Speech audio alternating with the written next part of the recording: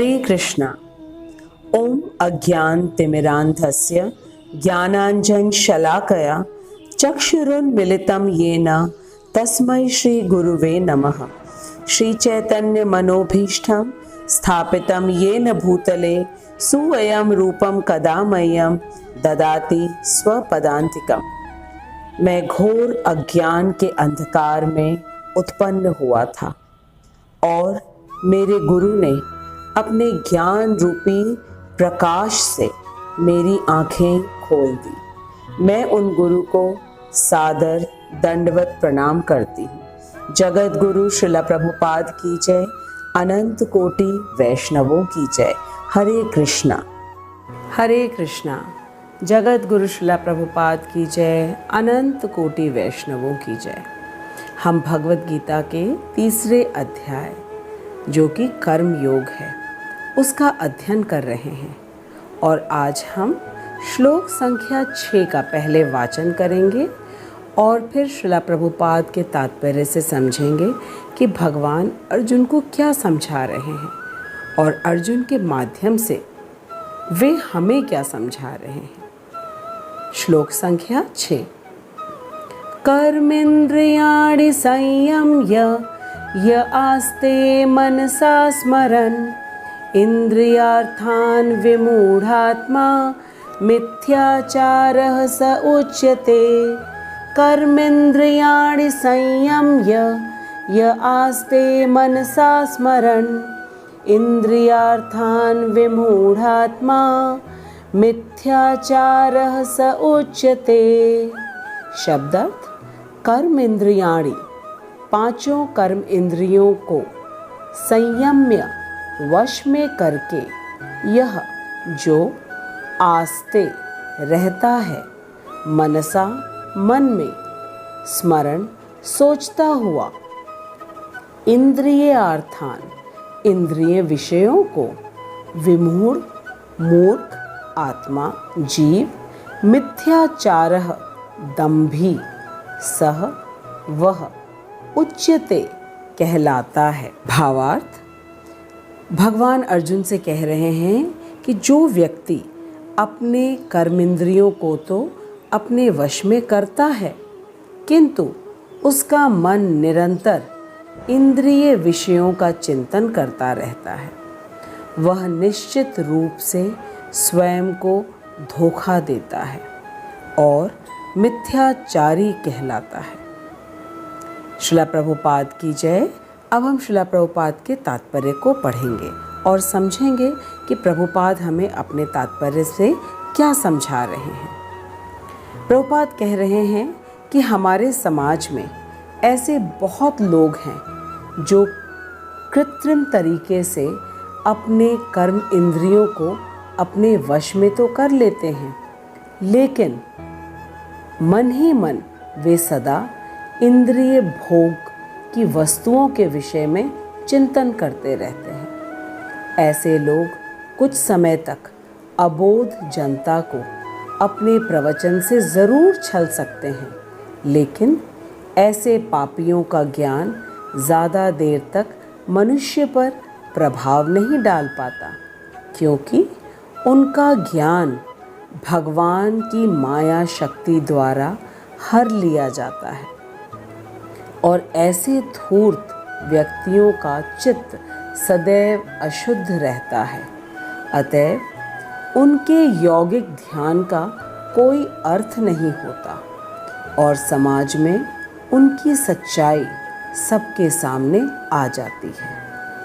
प्रभुपाद कह रहे हैं कि जिन व्यक्तियों का हृदय सांसारिक भोगों को भोगने में बहुत आसक्त होता है उन्हें भगवान ने जैसा दूसरे अध्याय में निष्काम कर्म करने को कहा है वह करना चाहिए और निष्काम कर्म करते करते जब उनका हृदय एक दिन शुद्ध हो जाएगा फिर वह ज्ञान प्राप्त करने के योग्य हो जाते हैं और जब उन्हें यह ज्ञान हो जाता है कि कृष्ण भगवान हैं और वे उनके अंश हैं तो उन्हें कर्तव्य बोध भी हो जाता है कि हमें अपनी समस्त इंद्रियों और ज्ञान इंद्रियों एवं मन बुद्धि से एकमात्र भगवान की ही सेवा करनी चाहिए।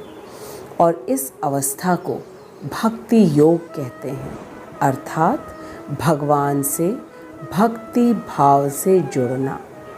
और इसके विपरीत यदि कोई व्यक्ति अपने मन में सांसारिक वस्तुओं के लिए भोग की इच्छा रख के यदि सन्यासियों का वेश धारण करके और भले ही वह भगवान का प्रवचन कर ले, लेकिन वह धूर्त और कपटी ही कहलाएगा। इस श्लोक के माध्यम से भगवान हमें खूब अच्छी तरह मिथ्याचारी, धूर्त और कपटी साधुओं से सावधान कर रहे हैं। और यदि हम भगवान के वचन को अच्छी तरह समझेंगे तो निश्चित ही ऐसे ढोंगी बाबाओं के चक्र में कभी नहीं फंसेंगे। तो इस श्लोक के माध्यम से हमें भगवान दो चीज़ें बहुत अच्छी तरह समझा रहे हैं। सबसे पहला कि मिथ्याचारी कौन होते हैं, और दूसरी चीज़ ये मिथ्याचारी किसको धोखा देते हैं। Who are pretenders and whom do they really fool? This verse number 6 of Karma Yoga is extremely important for each one of us. In this verse, Krishna has clearly defined a pretender and cheater. This verse is a caution for each one of us. So I request everyone to watch this video till the end so that we may never be misguided by the so-called sadhus and sannyasis. Krishna says that one who restrains or controls his senses and organs of actions, but whose mind dwells and contemplates on the various worldly sense objects, certainly deludes himself and is called a pretender. Prabhupada says that the people who control their sense organs and action organs artificially and continuously think about enjoying worldly luxuries are certainly cheaters. Further, Srila Prabhupada advises to all such people who are deeply engrossed in sense enjoyment to do their duties according to their varnashram. Varn means Brahman, Kshatriya, Vaishya and Shudra, and ashram means Brahmacharya, Grihastha, Vanaprastha and Sannyas. By doing the prescribed duties as per the Shastra, all the dirt of the heart will be purified, and then the person can acquire the knowledge of God, and then gradually by doing the Krishna conscious activities, the detachment with the sense objects will automatically happen. Because when the person will have the full knowledge that Krishna is the supreme proprietor of everything, and he has given us this human form of life to advance in spiritual knowledge and not to waste this rare human life in making efforts to accumulate temporary worldly things like good house, good car, good life partner, good lifestyle, etc., etc. This is known as detachment with the full knowledge of the temporary nature of everything. Everything and every person in this world is temporary. Either we leave them or they will leave us. So to understand the steps which are advised by Krishna to Arjun is first Karma Yoga without any desire of enjoying the fruits of one's own actions. Then the next step is Gyan Yoga, which can be acquired only when the heart is purified by doing the activities which is prescribed in the scriptures. Normally, most of us are inclined to do work without having the proper knowledge of it. It is just the same as small children love to play with kitchen set or doctor set. They pretend as they are really cooking or treating some patients, but by doing the work of a cook or a doctor without having proper knowledge of it is just sense gratification, sense enjoyment, and nothing more than this. So the knowledge is very important, which is given in the scriptures, that which work is beneficial for each one of us according to the Varnashram. In case we are unable to decide what work we should do, then we must approach a guru the way Arjun approached Krishna. Krishna is the Supreme Master. Krishnam Vande Jagat Guru. Srila Prabhupada says, either we must approach Krishna or a bona fide representative of Krishna who is coming in the Guru Shishya Parampara. This is very important to save us from getting misguided by a cheat or by a fake person who is pretending to be a sadhu or sannyasi. In the previous shlokas of this chapter, Arjun seems to be very doubtful and confused as to what he should do that will be beneficial for him. He said to Krishna that, Krishna, you have yourself said that bhakti is better than karma. But then why are you forcing me to do karma? Then Krishna said that bhakti is definitely better than karma. But as of now, your heart is not pure. It is filled with all kinds of attachments with your family members.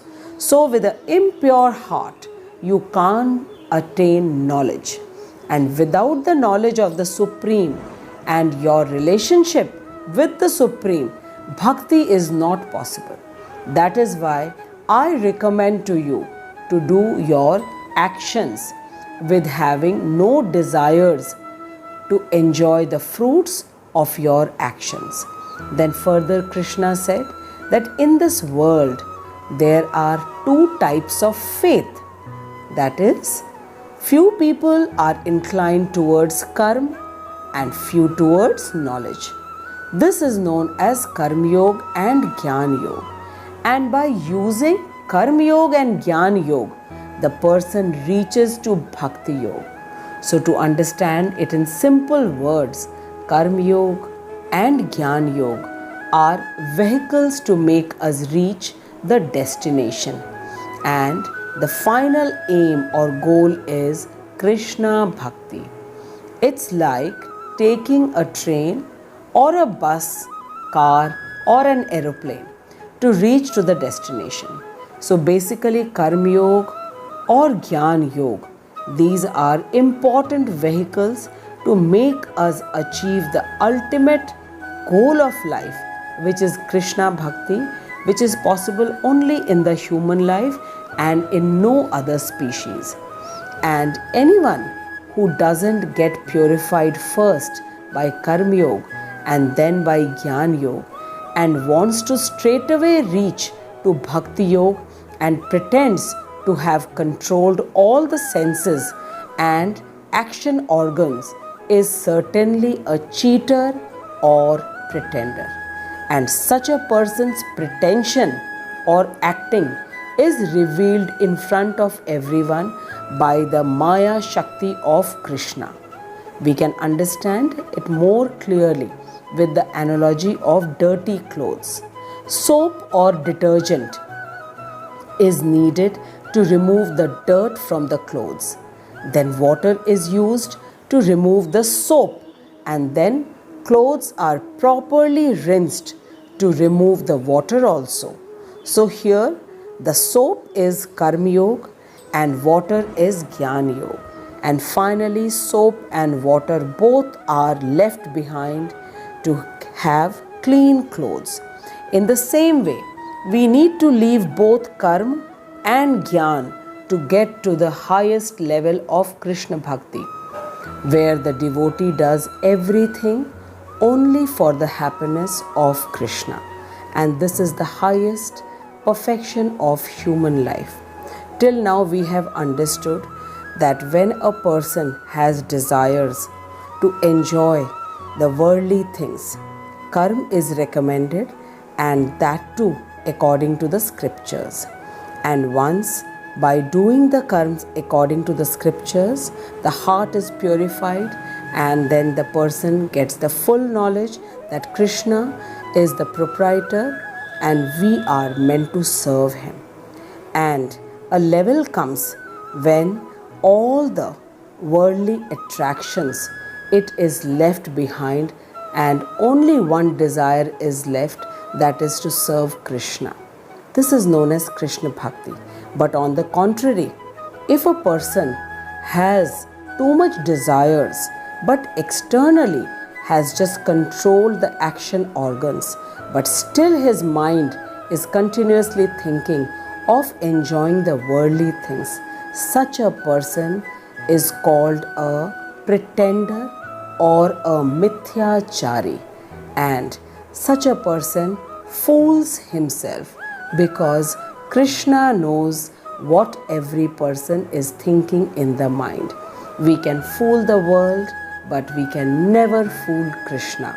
So Krishna is very clearly saying such people are pretenders and they are fooling themselves. Now in the next shloka, we will understand whom does Krishna call to be the best among all the people. So be connected with me, and every Sunday we are going to take up one new shloka which is going to clarify all the hidden doubts of our mind. Hare Krishna, Jagat Guru Srila Prabhupada ki jai, Anant Koti Vaishnavon ki jai. Hare Krishna. जय प्रभुपाद प्रभुपाद जय प्रभुपाद जय श्रील प्रभुपाद जय प्रभुपाद प्रभुपाद जय प्रभुपाद जय श्रील प्रभुपाद।